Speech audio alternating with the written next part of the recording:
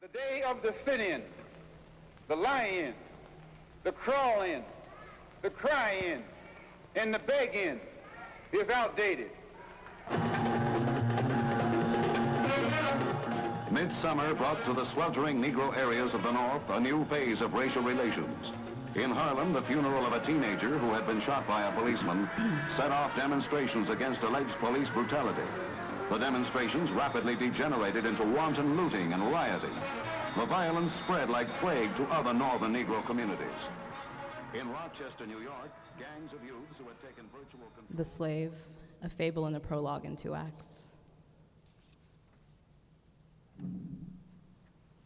Walker, coming out dressed as an old field slave, balding with white hair and an old ragged vest. Perhaps he is sitting, sleeping initially, nodding, and is awakened by faint cries like a child's. He comes to the center of the stage, slowly and very deliberately puffing a pipe and seemingly uncertain of the reaction any audience will give his speech. Whatever the core of our lives, whatever the deceit, we live where we are and seek nothing but ourselves. We are liars and we are murderers. We invent death for others, stop their pulses publicly, stone possible lovers with heavy worlds we think are ideas. And we know, even before these shapes are realized, that these worlds, these depths of heights we fly to smoothly as in a dream or slider, when we stare dumbly into space, leaning our eyes just behind a last quick moving bird, then sometimes the place and twist of what we are will push and sting, and what the crust of our stance has become will ring in our eyes and shatter that piece of our eyes that is never closed. An ignorance, a stupidity, a stupid longing not to know, which is automatically fulfilled, automatically triumphs, automatically makes us killers or foot-dragging celebrities at the core of any filth, and it is a deadly filth that passes at whatever thing we feel is too righteous to question, too deeply felt to deny. I am much older than I look, or maybe much younger. Whatever I am or seem to you, then let that rest. But figure still that you might not be right. Figure still that you might be lying to save yourself. Or my self-image, which might set you crawling like a thirsty dog for the meanest of drying streams, the meanest of ideas. Yeah.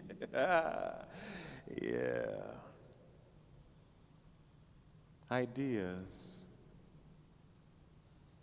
Let that settle. Ideas.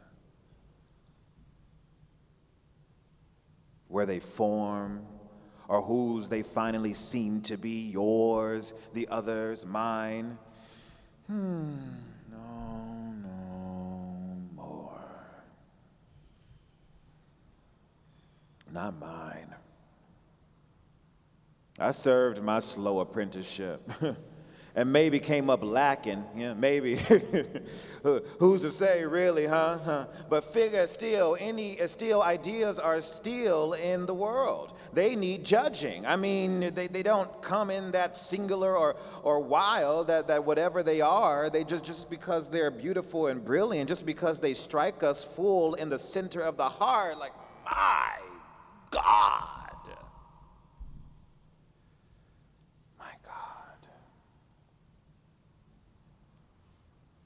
Just because, and even this, believe me, even if that is, just because they're right,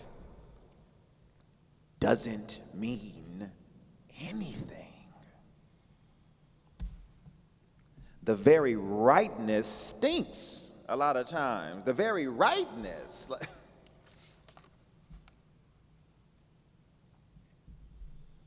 I am an old man.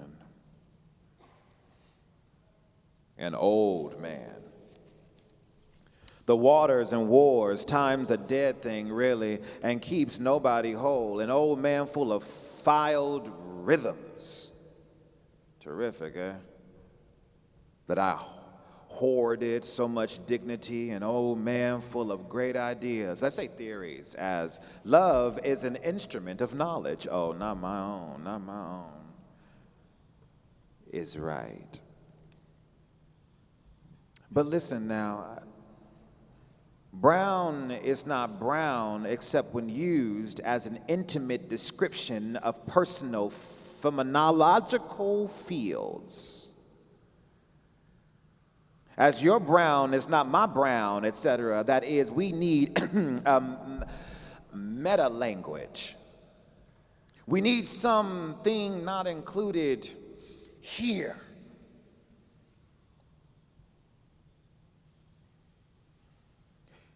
Your ideas? An old man can't be expected to be right if I'm old, if I really claim that embarrassment.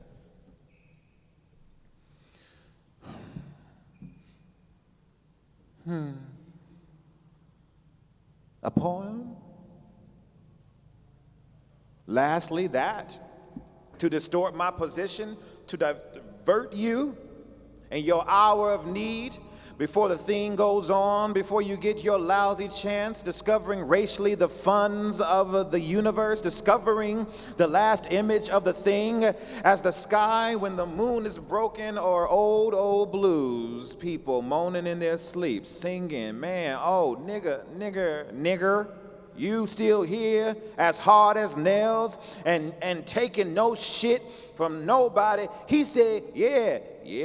He said, yeah. He said, yeah. Going down slow, man. Going down slow. He said,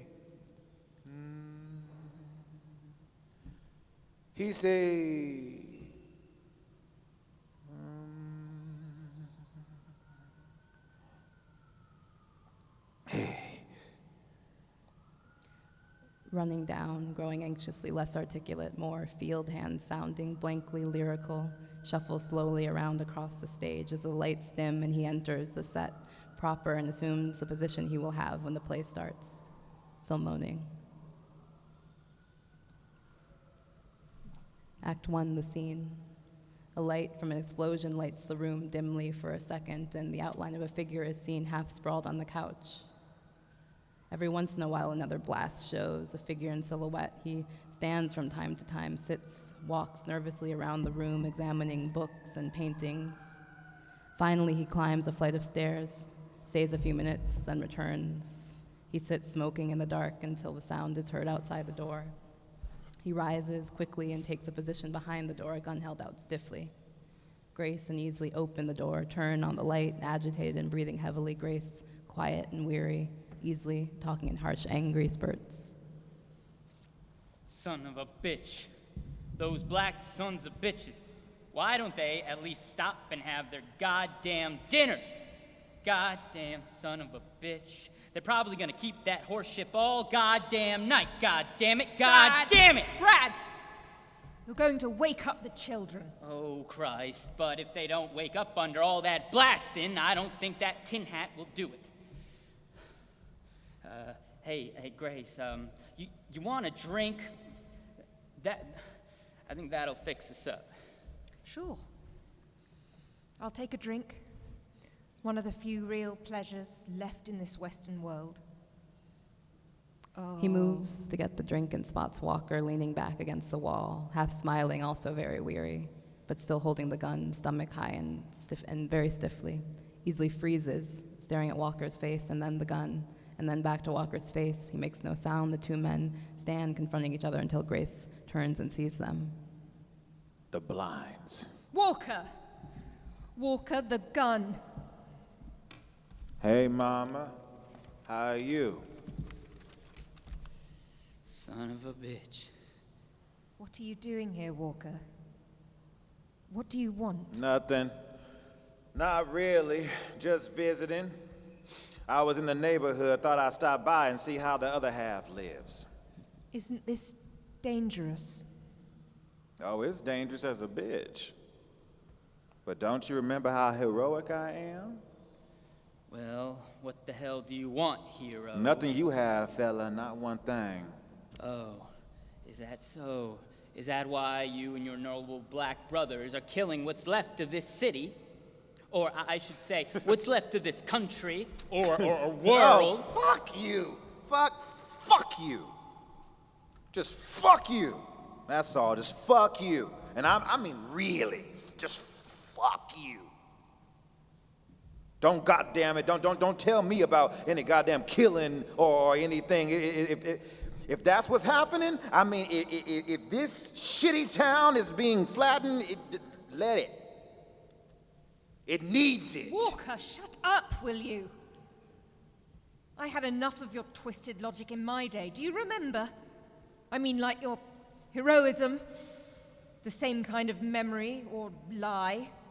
Do you remember which? Huh?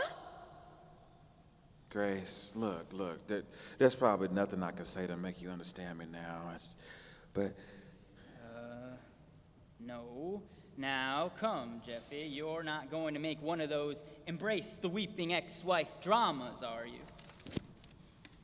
Well, once a bad poet, always a bad poet, even in the disguise of a racist murderer.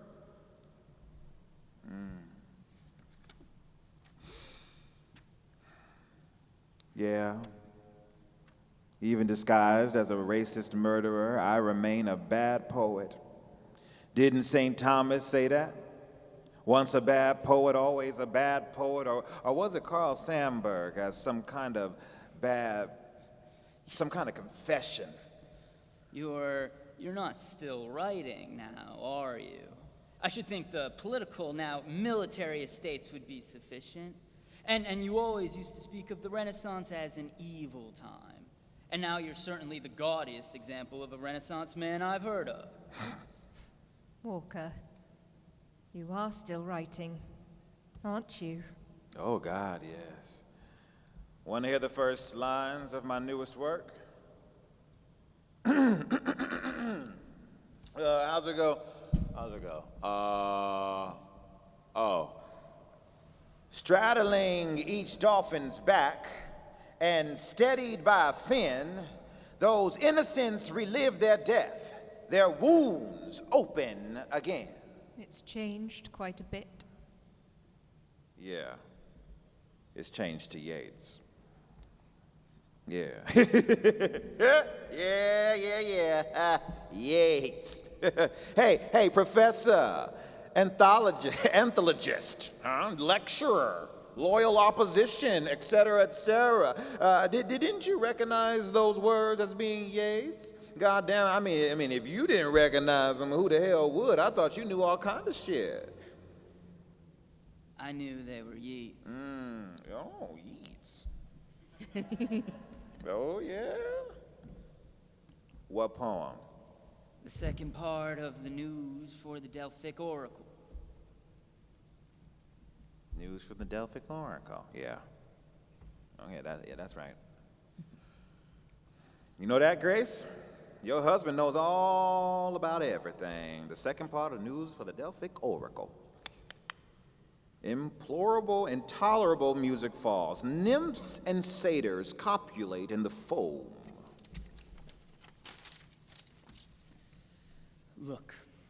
Look, you arrogant maniac, if you get drunk or fall out here, so help me, I'll call the soldiers or somebody and turn you over to them. I swear I'll do that. Brad. Yeah, I know. That's your job. A liberal education and a long history of concern for minorities and charitable organizations can do that for you. No, I mean this, friend, really. If I get the slightest advantage, some cracker soldier will be bayoneting you before the night is finished. Slaps easily across the face with the back of his left hand, pulling the gun out with his right and shoving it hard, as you can see, easily stomach. Easily slumps, and the cruelty in Walker's face at this moment also frightens Grace. My country, 'tis the sweet land of liberty. Well, let's say liberty and ignorant, vomiting, faggot professors.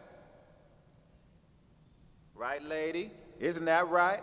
I mean, you ought to know because you went out of your way to marry one. Turns to Grace, and she takes an involuntary step backward, and in a cracked, ghost-like voice. Huh? And then fed the thing to my children. He reaches stiffly out and pushes her shoulder, intending it to be strictly a burlesque.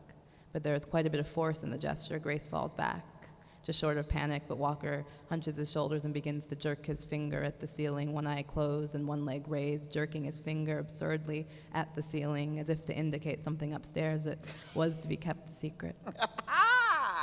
Yes, the children.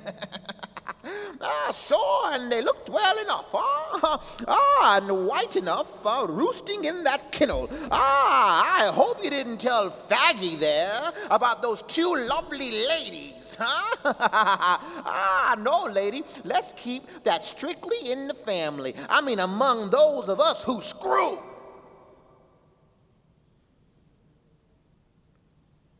For Lawrence and all of the coxmen of my underprivileged youth, when we used to chase that kind of frail little sissy punk down Raymond Boulevard and compromise his sister-in-laws in the cloakroom, it's so simple to work from bottoms up, to always strike and know from the blood's noise that you're right and what you're doing is right and even pretty. I swear to you, Grace, I didn't come into the world pointed in that direction. Oh shit, I learned to say so many words for what I've wanted to say. They all come down on me at once, but almost none of them are mine. Bastard! A poem for your mother. Oh, get away from him, Walker. Get away from him. You nigger murderer! Oh. You be. Oh, wow. No kidding, Grace? Gracie, wow. I wonder how long you had that stored up. Brad. Walker. Why did you come here? Why did you come here, Brad? Nigga murderer! Woo! Wally! Oh, Gracie. Oh, are you just repeating your faggot husband? Or did you have that in you a long time? I mean, for all the years we were together. Whoa! Yeah. Oh, Christ. It could get to be a weight after a time, huh? When you taught the little girls to pray and you'd have to whisper, and God bless Mommy, and God bless Daddy, the nigger murderer. Wow. God bless Daddy, the nigger murderer. Shut wow. up, That's Walker. Just shut up. Just get out of here and away from us, please. I don't want to hear you. I don't need to hear you again. Remember? Do you remember? I've heard it all before. Baby, you don't get me again. Why'd you come here? Just to do this? Why don't you leave before you kill somebody? Before you kill another white person?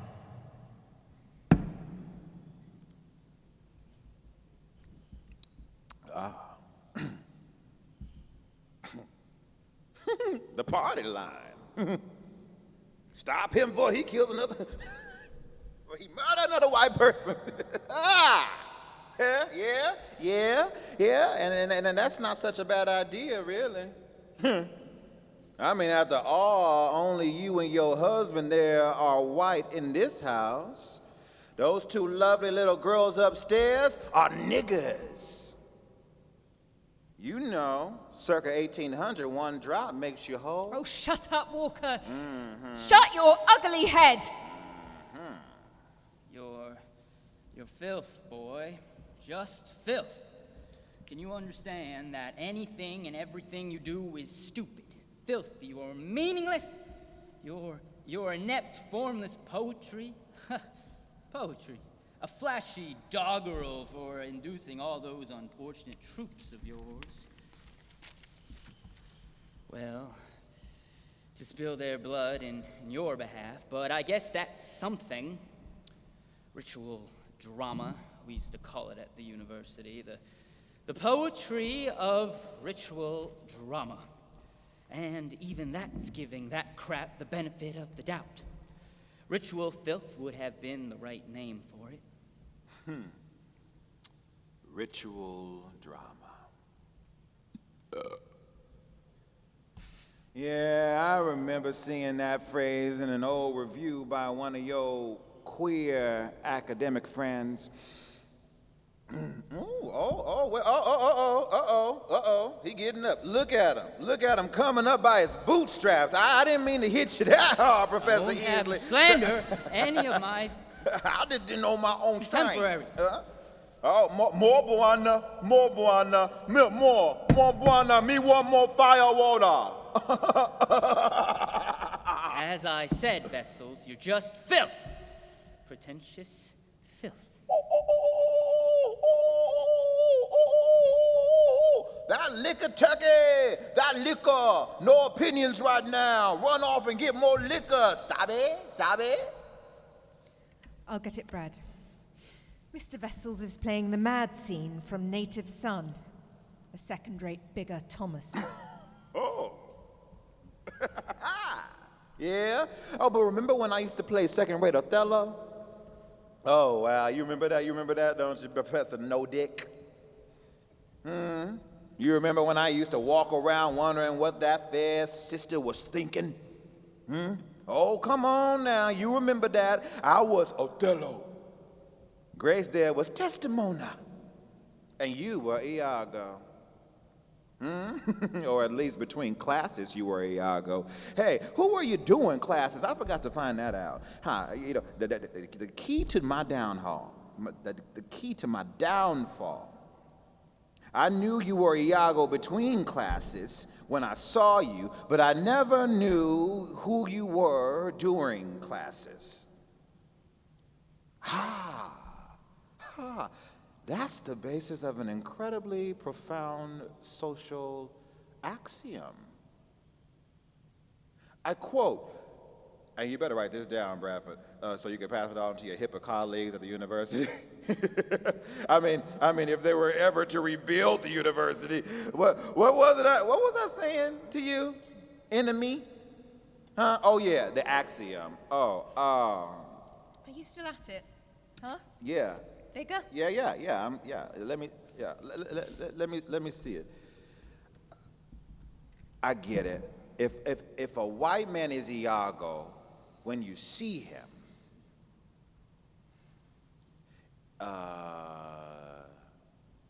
chances are he's eviler when you don't.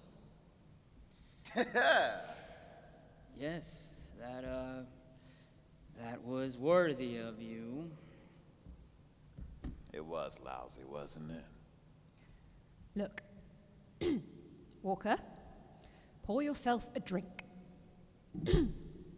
As many drinks as you need, and then leave, will you? I don't see what you think you're accomplishing by hanging around with us. Yes, I was wondering who's taking care of your mighty army while you're here in the enemy camp. How can the Black Liberation Movement spare its illustrious leader for such a long stretch? Oh, don't worry about that, doomed American dog. Huh? You see and hear those shells beating this town flat, don't you?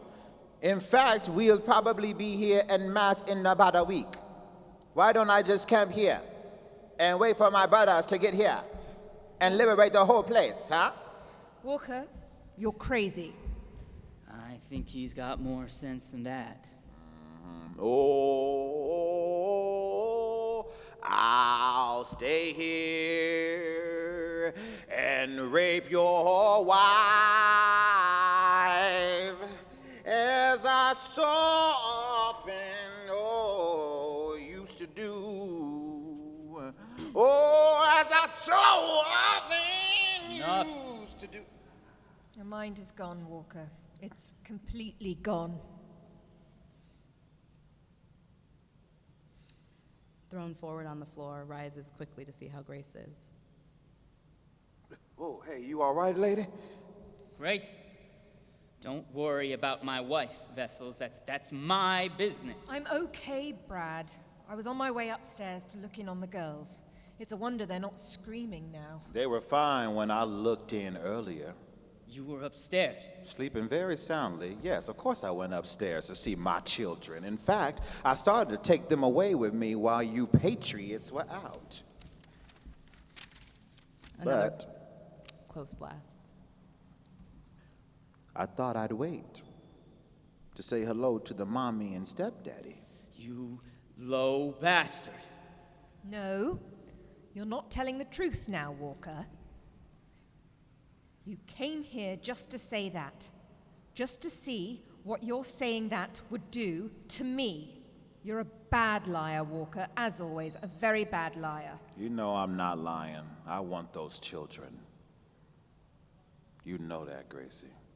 I know you're drunk. You're lying. You don't want those children. You just want to think you want them for the moment, to excite one of those obscene pathological instruments you've got growing in your head. Today you want to feel like you want the girls, just like you wanted to feel hurt and martyred by your misdirected cause when you first drove us away. drove you away. You knew what I was into. You could have stayed. You said you wanted to pay whatever thing it cost to stay. How can you lie like this, Vessels? Even I know you pushed Grace until she couldn't retain her sanity and stay with you in that madness. All the bigoted, racist imbeciles you started to cultivate, every white friend you had knows that story. Shut up, shut up. I don't want to hear anything you gotta say. There are so many bulbs and screams shooting off inside you, Walker. So many lies you have to pump full of yourself. You're split. In so many ways, your feelings are cut up into skinny, horrible little strips, like umbrella struts, holding up whatever bizarre black cloth you're using this performance as your self's image. I don't even think you know who you are anymore. No, I don't think you ever knew. I know what I can use. No. You never even found out who you were until you sold the last of your loves and emotions down the river. Until you killed your last old friend and found out what you were. My God, it must be hard being you, Walker Vessels. It must be a sick task keeping so many lying separate uglinesses together and pretending there's something you've made and you understand. What I can use, madam? What I can use. I move now trying to be certain of that. God, you're talking strangely. What is this? The pragmatics of war? What are you saying? Use. I thought you meant yourself to be a fantastic idealist.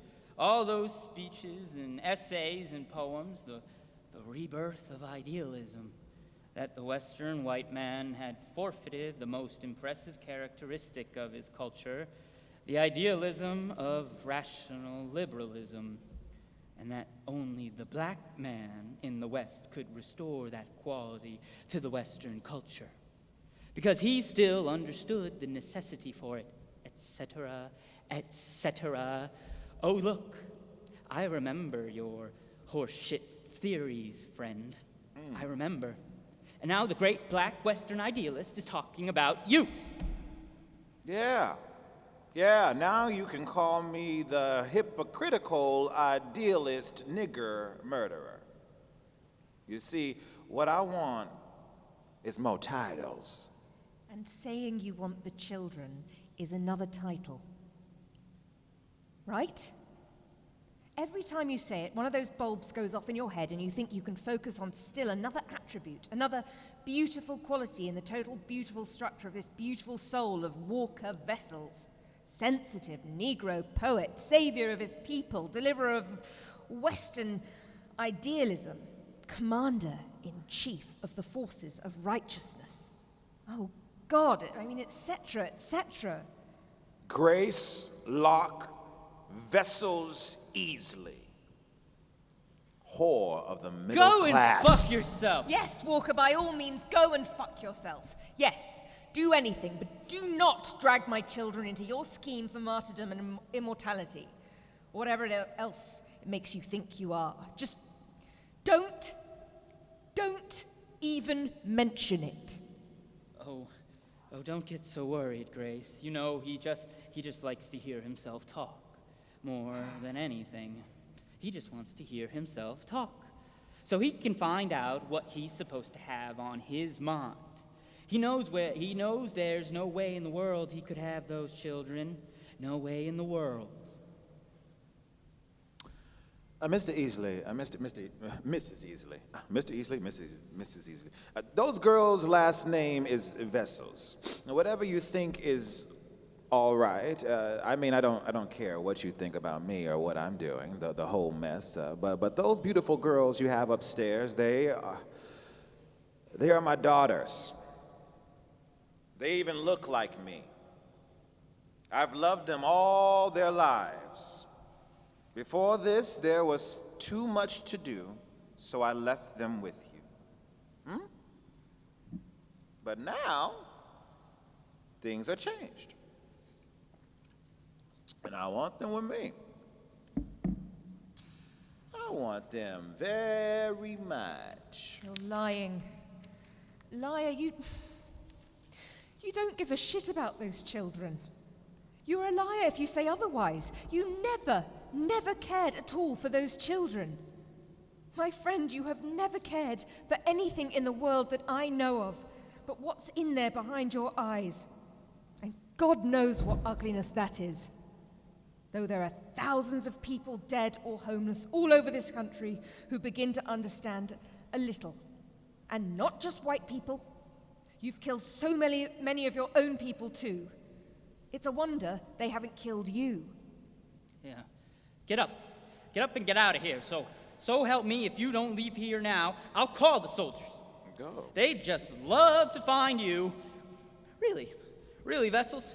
I'll personally put a big hole in that foul liberation movement right now. I swear it. I swear it. Hey. Professor Easley. I've got this gun here. Remember? Now don't do that. In fact, if you take another step, I'll blow your goddamn head off. And I mean that.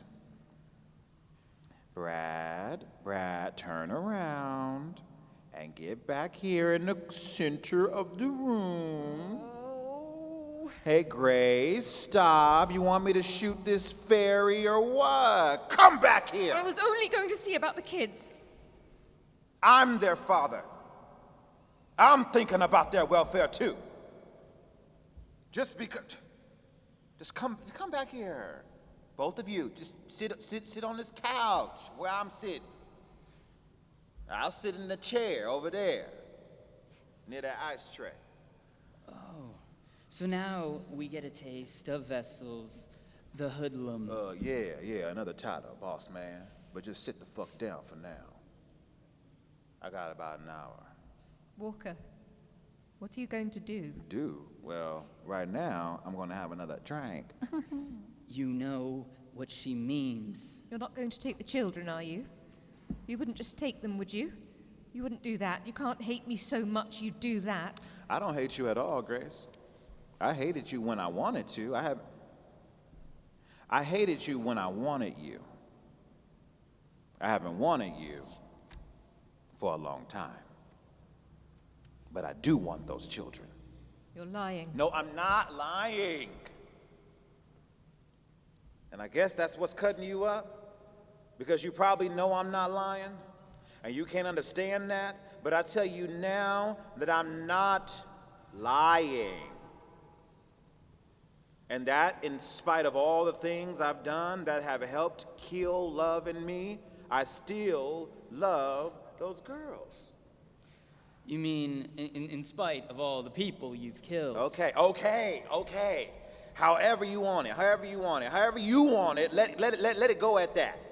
In spite of all the people I've killed, no better. In spite of the fact that I, Walker Vessels, single-handedly and with no other advisor except my own ego, promoted a bloody situation where white and black people are killing each other. Despite the fact that I know that this is at best a war that will only change the complexion of tyranny.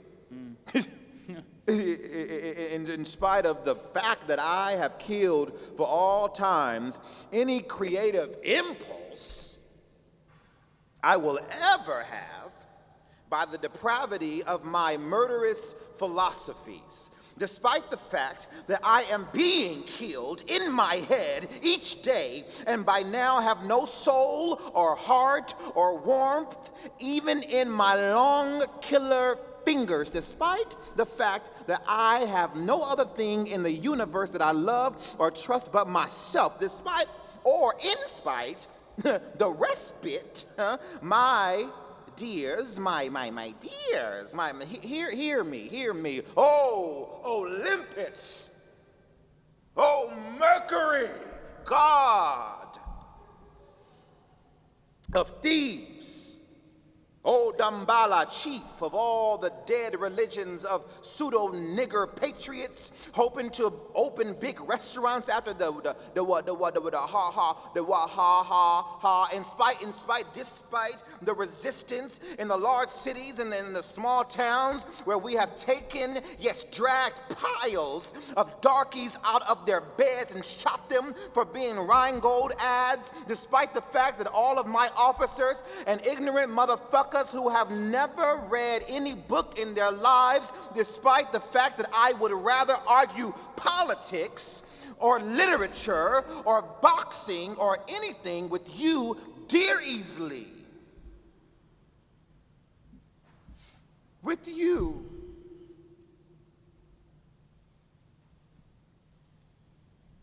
Despite all those things, and in spite of the drunken noises I'm making, in spite, I want those girls very much. And I will take them out here with me. Walker, no. You won't. Not if I can help it. Well, you can't help it. What? Is no one here to reason with you? Isn't there any way something can exist without you having the final judgment on it? Is the whole world yours to deal with or destroy? You're right. You feel. You have the only real vision of the world. You love. No one else exists in the world except you and those who can help you. Everyone else is nothing, or else there's something to be destroyed. I'm even your enemy now, right? I'm wrong. You are the children's father, but I am no longer their mother.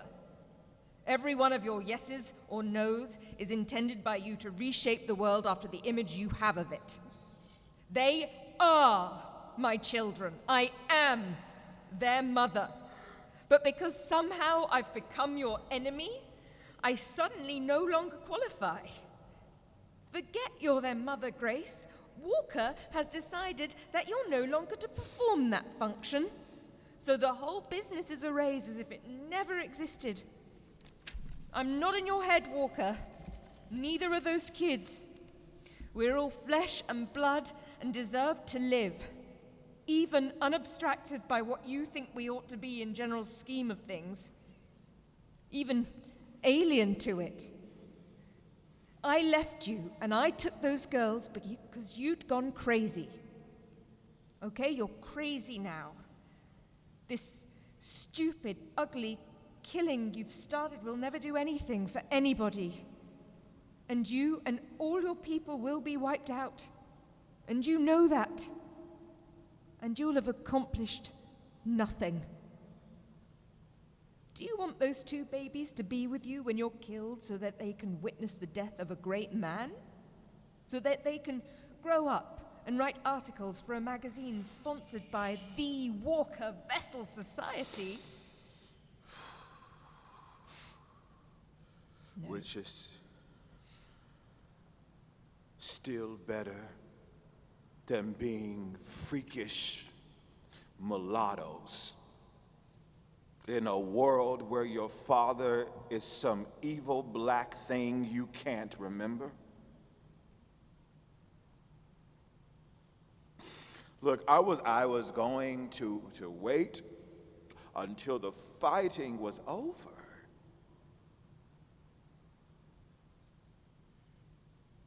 Until we had won. Before I took them. But something occurred to me for the first time last night. It was the idea that we might not win. Oh, somehow it only got through to me last night. I'd sort of taken it for granted as a solved problem that the fighting was the most academic of our problems. And that the real work would come necessarily after the fighting was done. But things are not going as well for you as you figured. no. It will take a little longer, that's all. But this city will fall soon. We should be here within a week. You see, I could have waited until then just marched in at the head of the triumphant army and seized the children as a matter of course. In fact, I don't know why I didn't accept. I did want to see you all in what you might call your natural habitats. I thought maybe I might be able to sneak in, just as you know, my ex-wife were making love, or just as you were lining the girls up against the wall to beat them or make them repeat after you. Your daddy is a racist murderer, and then I thought I could murder both of you on the spot and completely be justified. You've convinced yourself that you're rescuing the children, haven't you? Just as you convinced yourself you were rescuing them when you took them away from me. She was! Now so am I! Yes. Yes, I begin to see some of your thinking now. When you mentioned killing us, I'm sure you thought the whole thing up in quite heroic terms. How you'd come through the white lines, murder us, and then rescue the girls. You probably went over that, Or had it go through your head on that grey film 1,000 times until it was some kind of obligatory reality? The kind of insane reality that brought about all of the killing. Please. Oh, Christ, the worst thing that ever happened to the West was the psychological novel. Oh, believe me. Oh. Walker, when the Nazis were confronted with Freud, they claimed his work was of dubious value. Ah, bravo! It's a wonder you didn't murder us. Oh. Have I forfeited my opportunity? You're not serious. What reason? What possible reason could there be for killing us? I mean, I could readily conceive of your killing me, but the two of us as some kind of psychological unit, I don't understand that. You said you didn't hate Grace. So He's lying again, Brad. Really. Most times he's not to be taken seriously at all. He was making a metaphor before, one of those ritual drama metaphors. You said it before, just to hear what's going on in his head. Really, he's not to be taken seriously. Unless there's some way you can kill him. Oh. Grace. Grace. Now you're trying to incite your husband. Which I swear is hardly Christian. I'm really surprised at you. But more so because you completely misunderstand me now. Or maybe I'm not so surprised. I guess you never did know what was going on. That's why you left, huh? And then you thought I betrayed you or something, which really knocked me on my ass, you know. I was preaching hate. I was preaching hate the white man. Get the white man off our backs. If necessary, kill the white man for our rights. Whatever the hell that finally came to mean, and don't now, for God's sake, start thinking he's disillusioned, he's cynical, or any other rest of these just horseshit liberal definitions of the impossibility of or romanticism of idealism. But those things I said, and would say now, pushed you away from me. I couldn't understand that. You couldn't understand it? Mm-mm. What are you saying? No, I couldn't understand it. We'd been together a long time before all that happened. What I said, what I thought I had to do, I knew you. If any white person in the world could, I knew you would understand. And then you didn't. You began to align yourself with the worst kind of racists and second-rate hack political thinkers. I've never aligned myself with anything or anyone I hadn't thought up first. You stopped telling me everything. I never stopped telling you I loved you. Or that you were my wife. It wasn't enough, Walker. It wasn't enough. God, it should have been. Walker, you were preaching the murder of all white people. Walker, I was and am white. What do you think was going through my mind every time you were at some rally or meeting those people with the sole purpose it was to bring around the destruction of white people? Oh, God damn it, Grace! Are you so stupid? You were my wife. I loved you. You mean because I loved you and was married to you, had children by you, I wasn't supposed to say the things I felt? I was crying out against 300 years of oppression, not against individuals. But it's individuals who are doing the dying. It was individuals who were doing the oppressing. It was individuals who were being oppressed. The horror is that the oppression is not a concept that can be specifically transferable from the oppressed down on the oppressor. To keep the horror where it belongs on those people who we speak of, even in the last part of the 20th century, as evil. Walker, you're so wrong about everything. Wow. So terribly, sickeningly wrong. Because what can you change? What do you hope to change? Do you think Negroes are better people than whites? That they can govern a society better than whites? That they'll be more judicious or more tolerant? Do you think they'll make fewer mistakes? I mean, really, if the Western white man has proved one thing, it's the futility of modern society, so the have-not peoples become the haves. Even so, will that change the essential functions of the world? Will there be more love or beauty in the world? More knowledge because of it?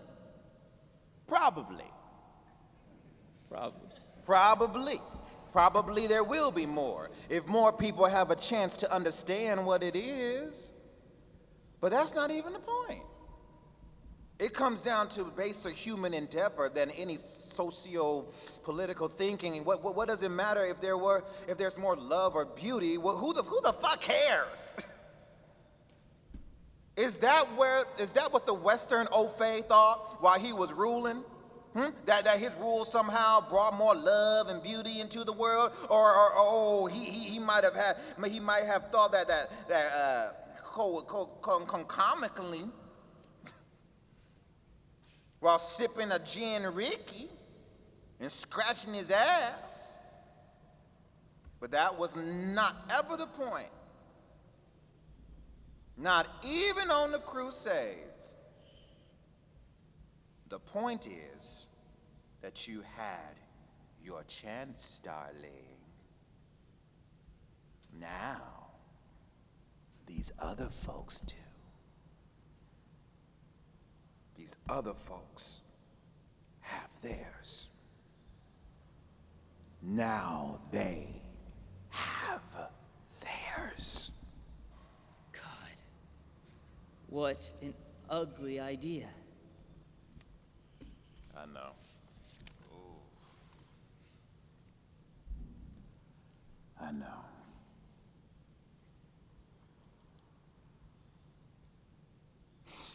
But what else you got, champ? What else you got? I remember too much horse shit from the other side for you to make much sense. Too much horse shit. The cruelty of it, don't you understand now? The complete ugly horse shit cruelty of it is that there doesn't have to be a change.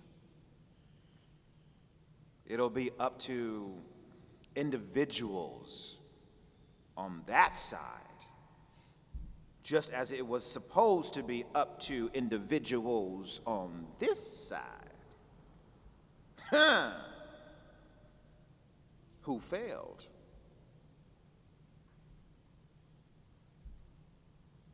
Just like you failed easily. Just like you failed. Failed? What are you talking about? Well, what do you think?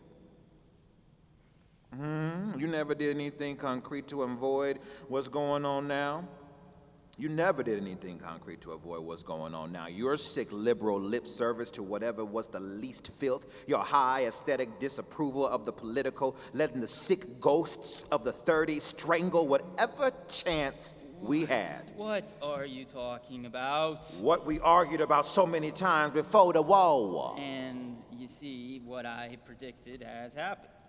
Now, in whatever cruel, and you said it, cruel political synapse you're taken with, or anyone else is taken with sufficient power, any individual, any person who thinks of life as purely anarchic relationship between man and God, or man and his work, any consciousness like that is destroyed.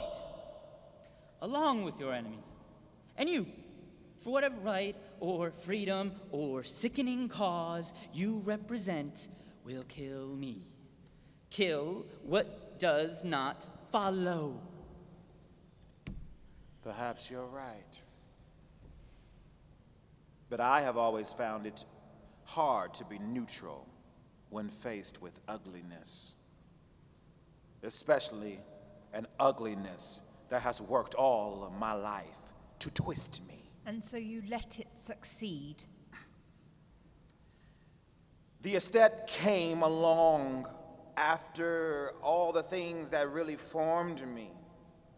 It was the easiest way to shed, and I couldn't be merely a journalist, a social critic, no social protest. Right is in the act. And the act itself has some place in the world. It makes some place for itself, right? But you all accuse me not understanding what you represent. You, my wife, or all our old intellectual cutthroats was something that was going to die anyway, one way or another. You be used too often, backed off from reality too many times. Remember that time? Remember that time long ago in that old bar when you and Louis Reno were arguing with me, and Louis said that he hated people who wanted to change the world. You remember that? I remember the fight, yes. Yeah. Well. I thought then that none of you would write any poetry either. I knew that you had moved too far away from the actual meanings of life into some lifeless cocoon of pretended intellectual and emotional achievement to really be able to see the world again. What was Reno writing before he got killed? Tired elliptical little descriptions of what he could see out the window. And how did he die? An explosion in the school where he was teaching. One of your terrorists did it. Yeah. He was supposed to be one of your closest friends. Yeah.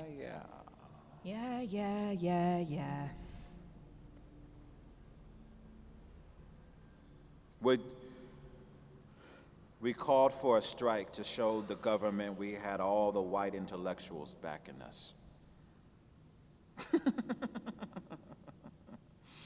And the only people who went out there were those tired political hacks. No one wanted to be intellectually compromised. I didn't go either. And it was an intellectual compromise. No one in their right mind would have backed your program completely. No one but Negroes. Well, then, they weren't in their right minds. You'd have already twisted them by then. The country twisted them. The country had twisted them for so long. The politics of self-pity. Yeah. The politics of self-pity. A murderous self-pity. An extraordinarily murderous self-pity. There's another explosion close to the house. The lights go out for a few seconds, then come on. Neasley is trying to return to his seat, but Walker's head is still in his chest. What did they do? Hit the lights? Goddamn lousy marksman. Lousy marksman. And none of them worth shit. Now another close explosion. The lights go out again. They come on. Easley is standing almost halfway between the couch and Walker. Walker's head is still down in his chest. Easley crouches to move closer. The lights go out again. More explosions. Explosions are heard before the curtain goes up.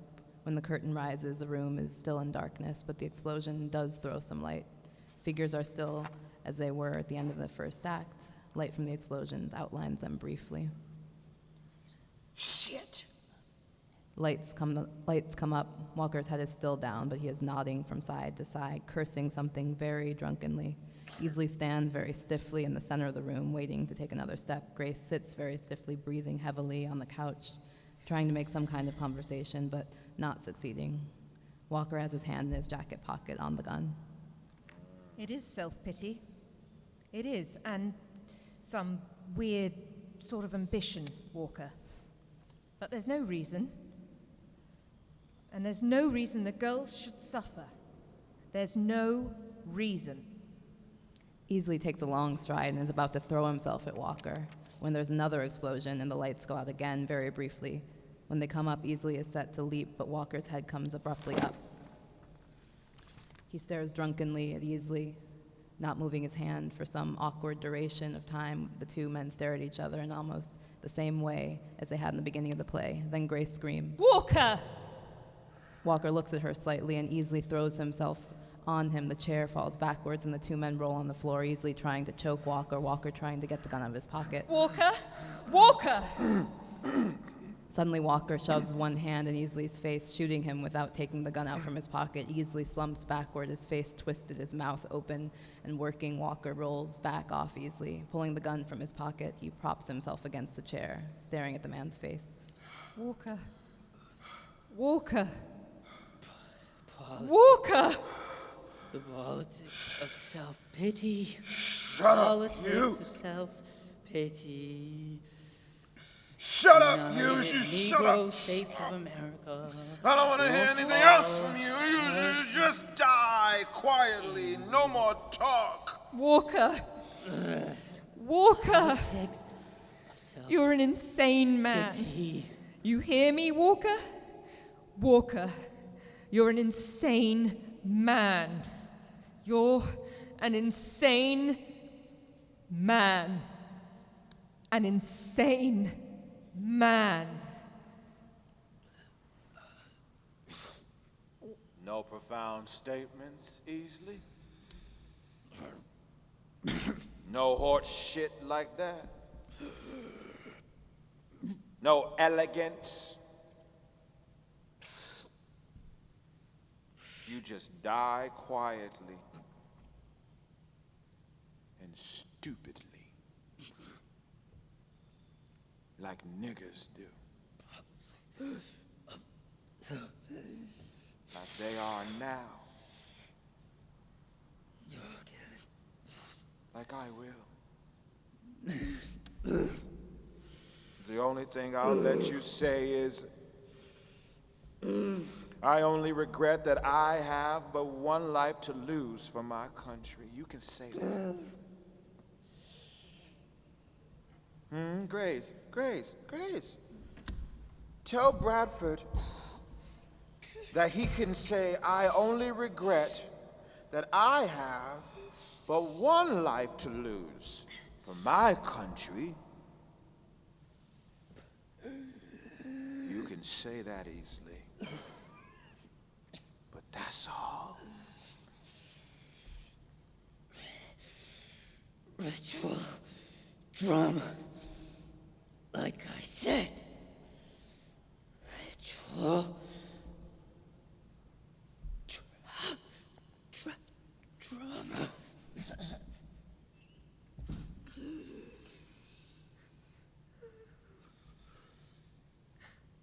He dies. He could have said, I only regret that I have but one life to lose for my country.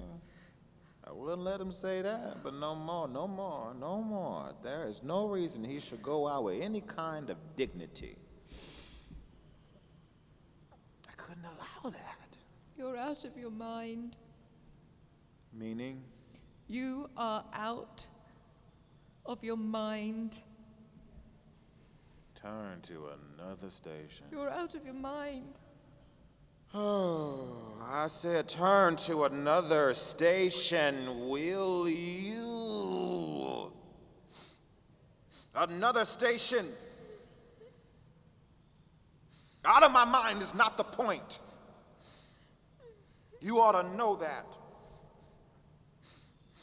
The way things are, being out of your mind is the only thing that qualifies you to stay alive. The only thing. Easley was in his right mind, pitiful as he was.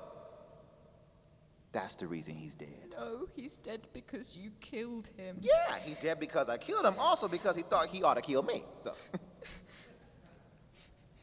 you want me to cover him up? I don't want you to do anything, Walker. I just want you to leave here. Will you do that for me? Or do you want to kill me too? Are you being ironic? Huh? Do you think you're being ironic? Or do you want to kill me too? You're mighty right, I want to kill you. You're mighty goddamn right. Believe me, self-righteous little bitch. I want to kill you. Because the cause demands it, huh? Oh. The cause demands it. Yeah. The cause demands it. The cause demands it, Brad. Yes, that's why Walker shot you, because the cause demands it. I guess the point is now that when you take the children, I'll be alone. I guess that's the point now. Is that the point, Walker? Me being alone? As you have been now for so long? I'll bet that's the point, huh? I'll bet you came here to do exactly what you did. Kill Brad, then take the kids and leave me alone, to suffocate in the stink of my memories, just like I did to you. I'm sure that's the point. Right? You scum? You murdering scum? They grapple for a second, then Walker slaps her to the floor. She kneels a little away from Easley's body. Yeah, Grace. That's the point. For sure. That's the point. You were going to kill Brad from the first. You knew that before you even got here. I thought about it. So what's supposed to happen then? I mean, after you take the kids and leave me here alone, huh? I know you've thought about that too. I have. But you know what will happen? You know what'll happen much better than I do. But maybe you don't. What do you think happened to me when you left? Did you ever think about that? You must have. You had your cause, friend. Your cause. Remember that? And thousands of people following you, hoping that shit you preached was right. I pitied you. I know that. It took me a while, but then I finally understood that you did. You did pity me. And that you were somewhere going through whatever mediocre routine you and Easley called your lives, pitying me. I figured that finally. You weren't really even shocked by what was happening, what had happened. You were so secure in the knowledge that you were good and compassionate and right, that most of all you were certain, my God, so certain, emotionally and intellectually, that you were right. That you were right. Until the only idea you had about me was to pity me. That pissed me off. You didn't really know how furious that made me. You and that closet queen respected weak-ass water intellectual pity in me. God!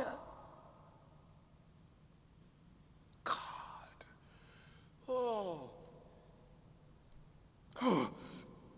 Miss Easley? Honey? I could have killed both of you every night of my life. Will you kill me now, then, if I say right here that I still pity you? No, I won't kill you. Well, I pity you, Walker. I really pity you.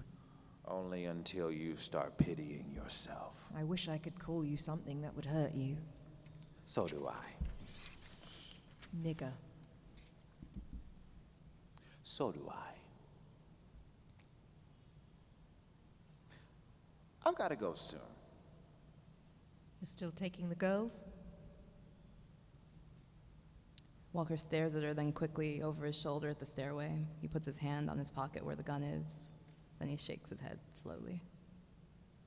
You're still taking the children? Walker? Walker? Walker, you shook your head. Grace starts to come to him, and then the next explosion hits very close, or actually hits the house. Beams come down, some of the furniture is thrown around. Grace falls to the floor. Walker is toppled backwards. A beam hits Grace across the chest. Debris falls on Walker. Walker? There are more explosions and then silence. Walker? She's hurt very badly and is barely able to move the debris that is covering her. Walker, the girls, Walker. Walker, the girls, Catherine. Elizabeth. Walker, the girls. Walker finally starts to move. He's also hurt badly, but is able to move much more freely than Grace. He starts to clear away the debris and make his way to his knees. Walker. Yeah, Grace. The children, the girls, see about the girls. The girls, Walker, just see about them. Hurt pretty badly. Can you move? The girls, Walker. See about the girls. Can you move? The girls, Walker. Our children.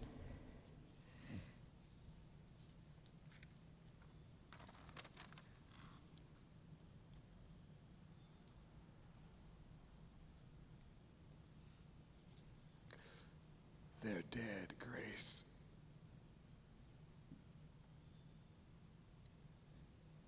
Catherine and Elizabeth are dead.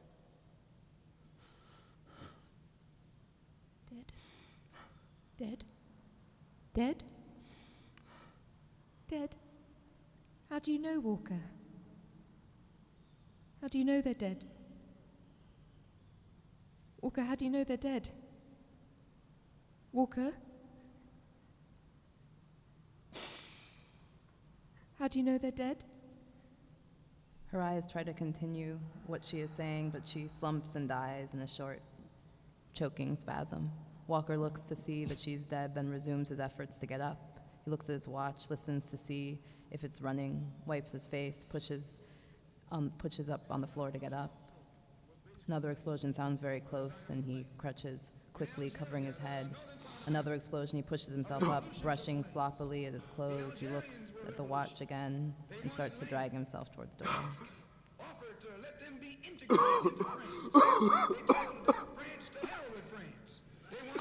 They're dead, Grace. They're dead. And they engaged in a bloody battle. He So leaves, recite these various revolutions, brothers and sisters. stumbling unsteadily through the door. You don't have a peaceful revolution. He's now the old man at the beginning of the play. There are more explosions, another one very, very close to the house, a sudden aggravated silence, and then there's a child heard crying and screaming as loud as it can. More explosions, black, more explosions, more explosions. The revolution that's nonviolent is the Negro Revolution.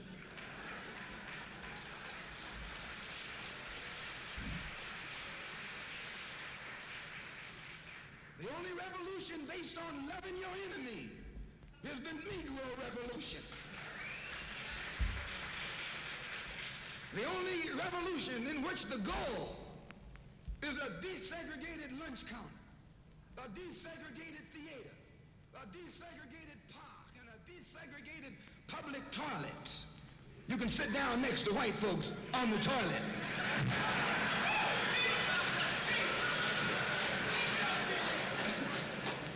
That's no revolution. Revolution is based on land. Land is the basis of all independence. Land is the basis of freedom, justice, and equality. The white man knows what a revolution is. He knows that the black revolution is worldwide.